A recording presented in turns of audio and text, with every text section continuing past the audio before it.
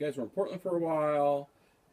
You graduated from Reed, right? Got your law degree, and ended up working for the AG's office in Oregon. Yeah, we were in Portland probably for a grand total of about, it was home base for, I'd say, about 13 years, with, a lot of coming and going. But right after law school, I worked in the land use department of the natural resources section of the Oregon Department of Justice for 3 years. It was on sort of a short-term project that went long-term, so I was there for 3 years, and then I was sort of a casualty of the crash that happened, and so when my job ended, it was sort of a silly time to look for a job, so we traveled. Taylor, you started off with, did you start off in Portland with March 4th? No, I played in a lot of different bands in Portland, and that was, March 4th was the band that started doing the most touring out of all the groups that I was playing with in Portland, so I ended up playing mostly with them by way of, we'd go out on tour for weeks on end, and I couldn't do all the other gigs in Portland.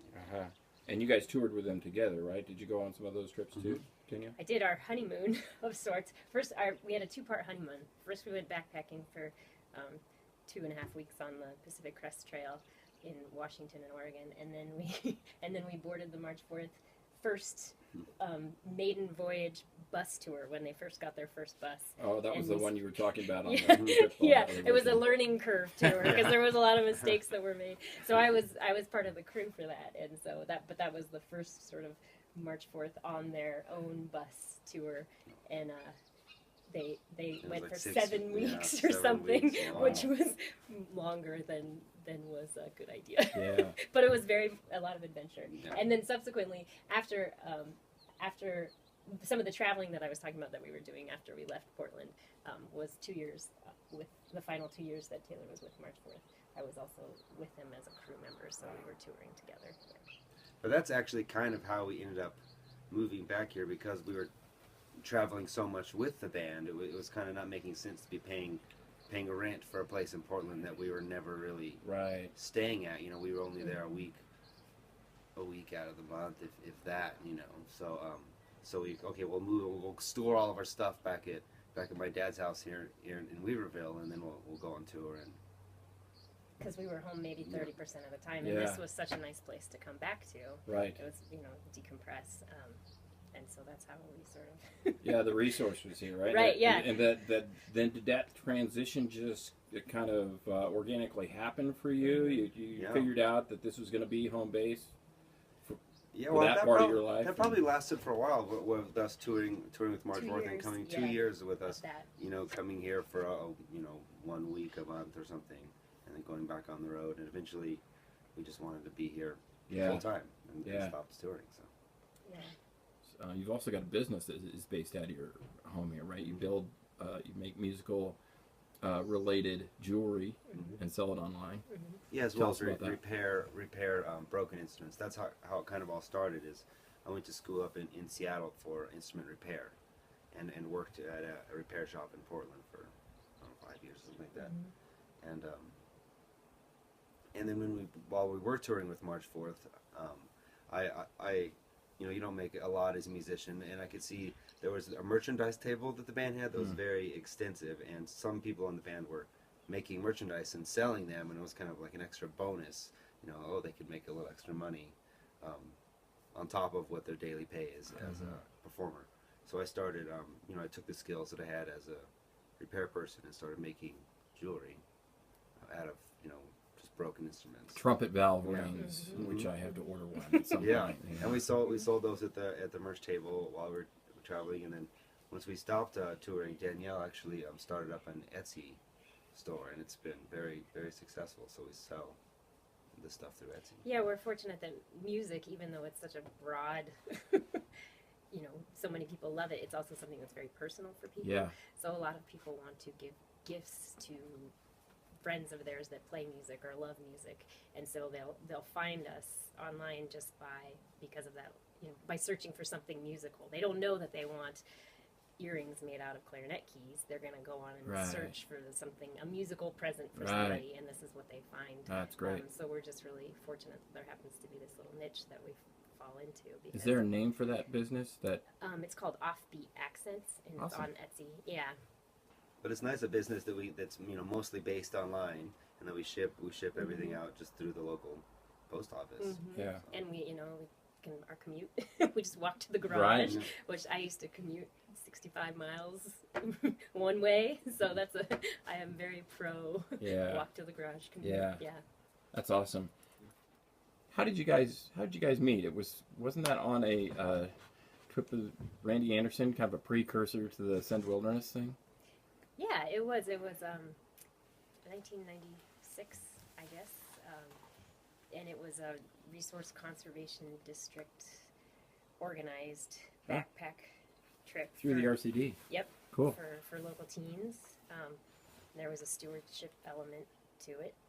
They coordinated with the CCCs to meet up in the Alps and do a couple days of trail work. So our first hours together were spent digging a latrine, and we became fast friends. And and we both went on a trip the next summer as well. Brought together by the call of nature. Then, Yes, right? yes. Yeah, we can still visit the water bar that we worked on at Swift Creek. Yep, I recognize. I give it a nod every time I pass. A few miles up Swift Creek there. So yeah. Cool. Danielle, you've been involved in the Ascend Wilderness Experience Resurgence. What is that program?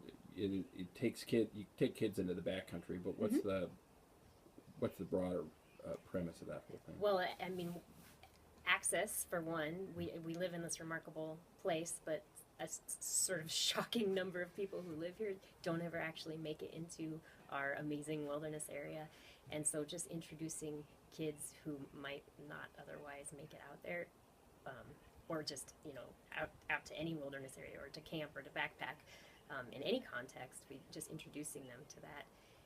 So we provide all of the gear and the training and the food and the transportation, and we get grants to do that. And ideally, in the long run, it wouldn't just be limited to kids either. Kids are sort of a more obvious population to serve, but the goal of our organization is just access for all. Kids are an especially interesting target, just with sort of the technology fascination. So a big part of what we do is unplug for that week. That we those 5 days that we'll take kids into the backcountry, they are unplugged, and that's a big part of what we're doing. And so for youth, that piece in particular, I mean, for an adult that might not be such a foreign concept, right. But for teenagers or tweens now, that's just like sort of a pretty unfathomable thing. So it's blasphemy to put the phone down, right? Yes. So that's evolved to be. I mean, when we did a similar, as we talked about, when we met on a similar sort of trip in 1996, but in 1996 I didn't have a cell phone, so it wasn't like leaving my phone. So it was that piece is a newer sort of very important piece of what we do. Yeah. Oh, go for it. Oh, I was just going to say, in a lot of in the conversations that I have with people, who are deciding whether they want to do this or they're interested, there's just a lot of fear of the unknown. They're sure that they're going to get attacked by a bear, or there's just like rattlesnakes everywhere, and so just kind of, I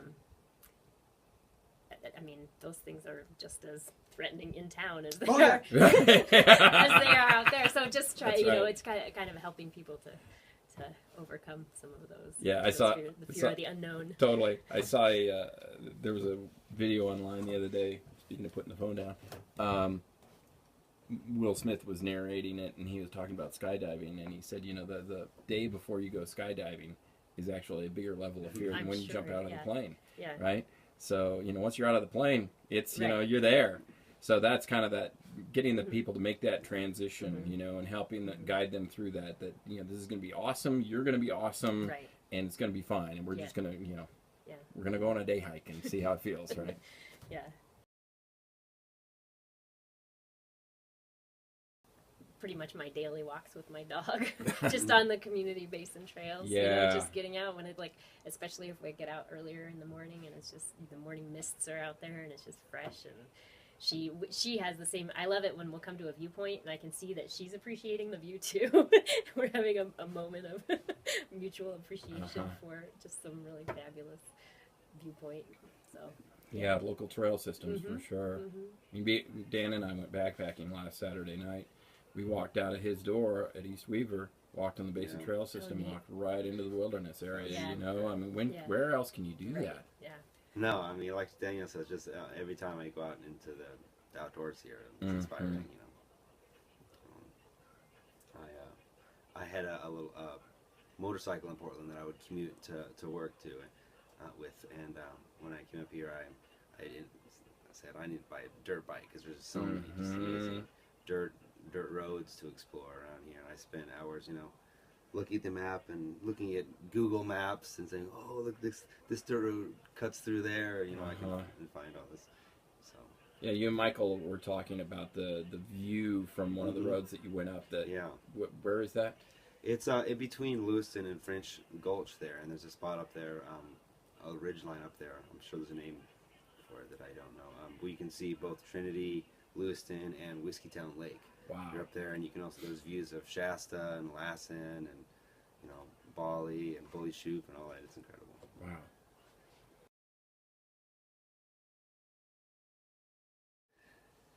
I don't know if you ever had any thoughts that you'd ever be a teacher, but it's never you know we just kind of fell upon people that asked us you know they know that we are musicians, so they say, can you teach our kid music? And I was very hesitant at first, and then we started saying yes, and then that turned into each of us have about 10, 15 private students. And then eventually Junction City School asked us if we wanted to teach out there, so it was nothing that we ever pushed towards or were striving towards. It was never like, it's kind of feeling the need. Well, and for me personally, I mean, that this place is what has sort of brought that about. Like I came to music as an adult. I haven't played music all my life. I wanted to as a kid get into music, but sort of didn't find a way here to I wanted to play fiddle, and I didn't find immediately a fiddle instructor or anything like that around here, so that was just a dream that was always there, and I didn't really get into it until I was an adult. So I don't, you know, if I was still in Portland, there's plenty of other fiddle instructors that, that might be able to offer more to a student, but around here there's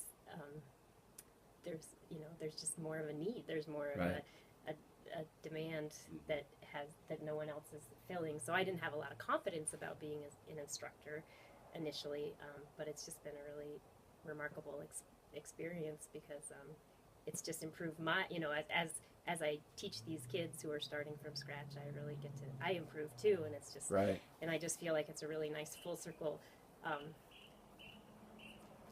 kind of experience in this community, because I initially kind of didn't get to play music early on because I was here. There were so many other great things about growing up here, but I didn't have that immediate access to music in school or a fiddle instructor. But then now I'm back in this community, and it's exactly this community that's enabling me 20 years later to sort of have this like blossoming musical life. Whereas if I was in Portland, I would just be too like, oh, I'm not good enough. I'm not a musician. I can't. And here there's just so much appreciation for it and so much demand for it. What do you see as far as you know, the kids from JC Elementary? Do you think that they're going to, a lot of those music students are like they've got the bug? Because once you get it, it's hard to shed it, you know. Do you see that happening with any of those kids yet? Or definitely. I mean, that's honestly my whole goal as a teacher is to give the kids the bug. You know, I you know, I think, you know, learning all the technical stuff like that will come after they get the bug. You know, if they want to learn it, they will learn it. But forcing to learn something that they don't quite have the interest in learning yet is the hardest part. So to me, my goal is always to give them the bug. I want to learn, and I think we're doing that. We asked our 8th graders this year, who many of them had never played an instrument ever before. 8th graders at Junction City Elementary School, and they'd never played an instrument ever before. And we asked how many of them were going to sign up for music in high school, and it was a large majority of them. It was going to sign up for music in high school, even though they've only done it 1 year. You know? And even among our private students, it's fun because there will be kids who are seeing other kids do it. And so, like, I just had a kid who started with me a few weeks ago because he's watching another one of my fiddle students in his school, and he's like, I want to do that. And so I have a few examples. So it's neat, just the the kids are the most inspiration for one another. So the more kids that start, then the more other kids will kind of want to get into it too. Yeah. That's awesome. Yeah. Well, like, we just had our student recital with our private students last month, and it was, just at Mama Llama, in fact, and it was a packed house, standing room only, Nice. and it was just a really, we had 24 performers or something like that, and that was just a really, moving event for us, as well as a lot of other people there, based on the feedback we got, and so that kind of thing is. And I should add, I meant to mention earlier that the local arts council has offered and provided funding for a number of the lessons that some of my students take. Awesome. So that's just another example of sort of the support Yep. in our community, and they're very enthusiastic to do that.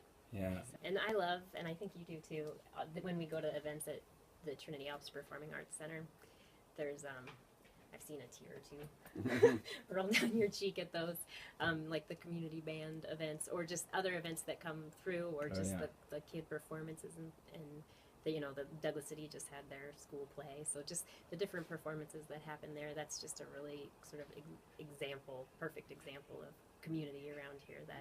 That facility that people worked so hard to establish, and now that just the whole creation of that. creation, Just walking into that facility, it's just like example of how supportive this amazing. community is. Yeah, and Taylor actually recently joined the board there, so we're very enthusiastic. Yeah.